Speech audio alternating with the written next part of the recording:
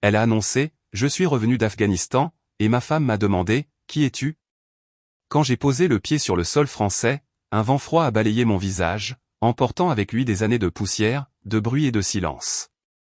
J'avais quitté la guerre, mais la guerre ne m'avait pas quitté.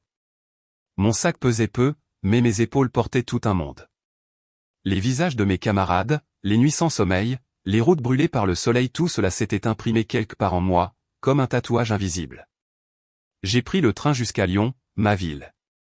Chaque station me rapprochait d'une vie que je ne reconnaissais plus vraiment. Le monde semblait avoir continué sans moi. Les vitrines affichaient de nouveaux modèles, les enfants couraient dans les parcs, et moi, j'avançais comme une ombre au milieu des vivants. Quand j'ai ouvert la porte de notre appartement, une odeur familière m'a frappé. Le café, les fleurs séchées sur la table, la lumière douce du matin. Tout était à sa place, sauf moi. Elle était là, ma femme, immobile, les yeux fixés sur moi comme sur un étranger. Dans ce regard, il n'y avait ni joie ni colère, juste une distance que je n'avais jamais connue. À cet instant, j'ai compris que quelque chose s'était effacé entre nous, comme une photo trop longtemps exposée au soleil. Les jours suivants, j'ai essayé de retrouver mes repères. Les voisins me saluaient avec prudence, les rues semblaient plus étroites qu'avant, les nuits plus longues. Je pensais que rentrer signifierait guérir, mais j'ai découvert qu'on ne revient jamais vraiment. Mon esprit restait suspendu entre deux mondes, celui du sable et celui du béton, celui du bruit et celui du silence. Je me suis surpris à éviter les miroirs. Mon visage me paraissait étranger.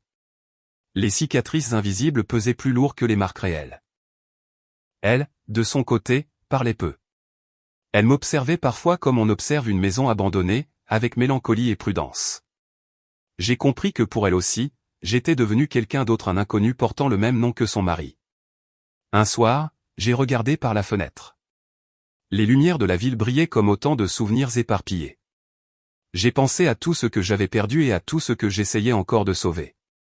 Peut-être que le retour n'était pas une fin, mais une autre bataille, celle de redevenir soi-même, lentement, patiemment, au milieu de ceux qui ne comprennent plus. Et tandis que la nuit tombait sur Lyon, j'ai su que mon vrai voyage ne faisait que commencer.